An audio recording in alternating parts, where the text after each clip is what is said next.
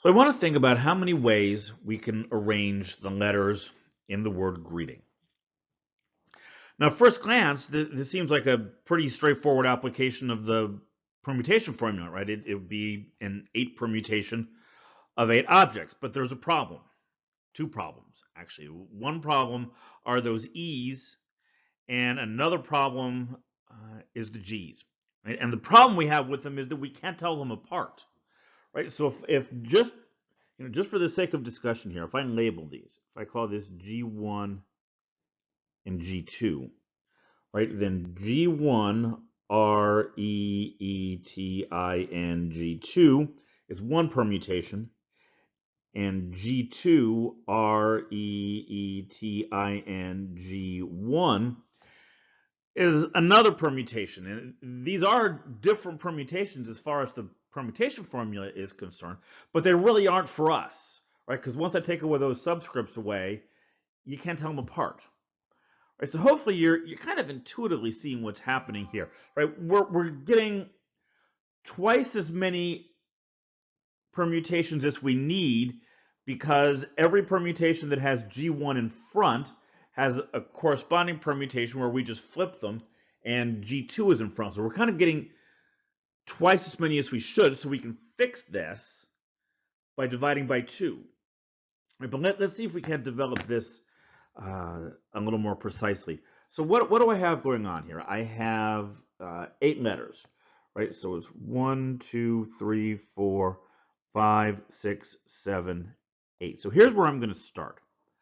I'm going to start by choosing a subset, right? By choosing the 2 locations that the G's are going to go in.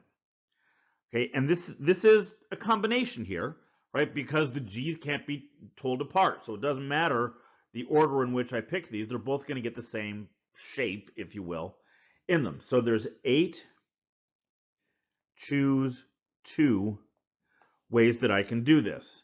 That covers the G's. Let me keep track here. I'm going to cross them off so I know I did them already. Now, I have the same issue with the E's, right? Because you can't tell the E's apart. So of the 6 spots that I have left, I'm going to choose 2 of those to hold the E's. Okay, so now these are gone.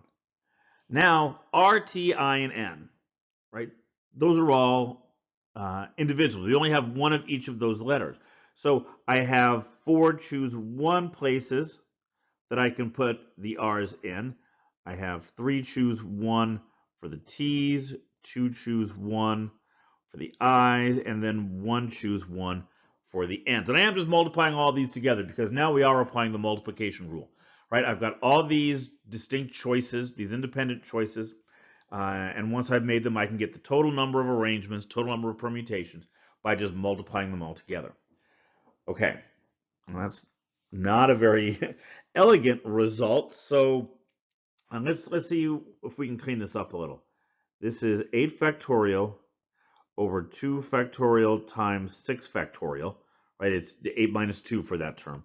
The next one is 6 factorial over 2 factorial times 4 factorial. You notice the 6 is there, right? All right, so let's keep going. This is 4 factorial, 3 and 1.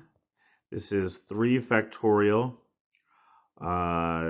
2 and 1, 2 factorial, and 1 and 1, and finally 1 factorial over 1 factorial and 0 factorial, which of course is going to be 1 in the end.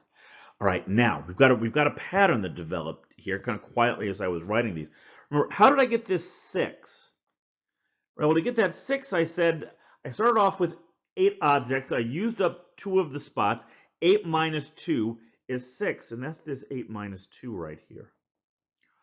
Then for the next one, how did I get the 4? Well, I said, look, how did I get this 4? Well, I said 6 minus 2 is 4, but look, this is, not that one, the other one. This one is 6 minus 2. So yeah, the 6 factorials cancel, the 4 factorials cancel, then the 3's, then the 2's, then the 1's, and what's left?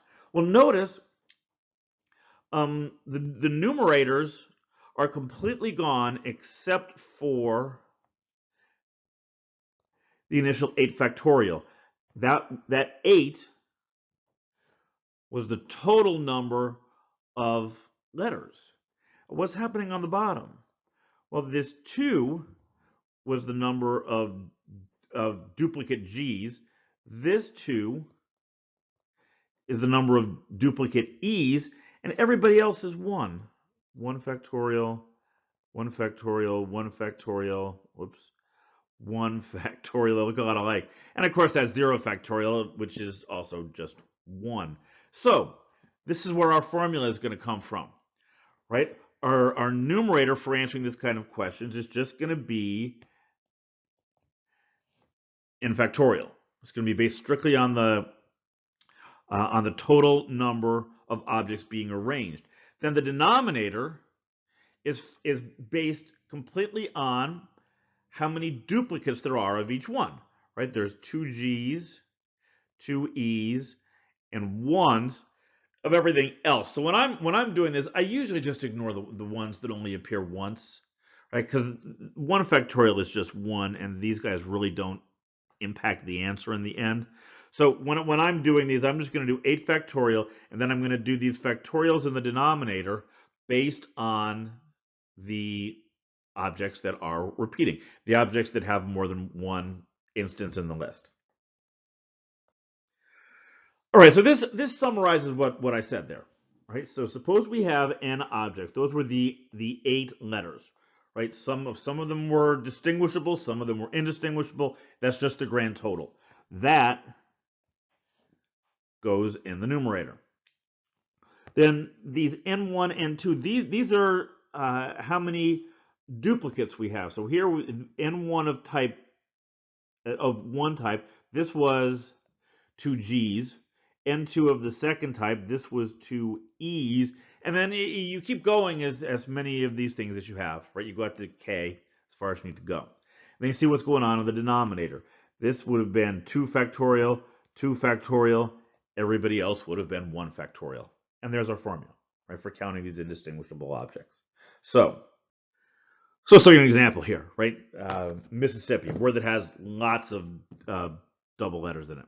So how many different ways can we arrange the words in this letter? Well, first, how many letters are there? 1, 2, 3, 4, 5, 6, 7, 8, 9, 10, 11. All right, so the numerator is going to be 11 factorial. Then in the denominator, we're going to think about the duplicates, right? There are 1, 2, 3, 4 S's. So I'm going to have 4 factorial. There's 1, 2, 3, 4 I's. So I'm going to have another 4 factorial.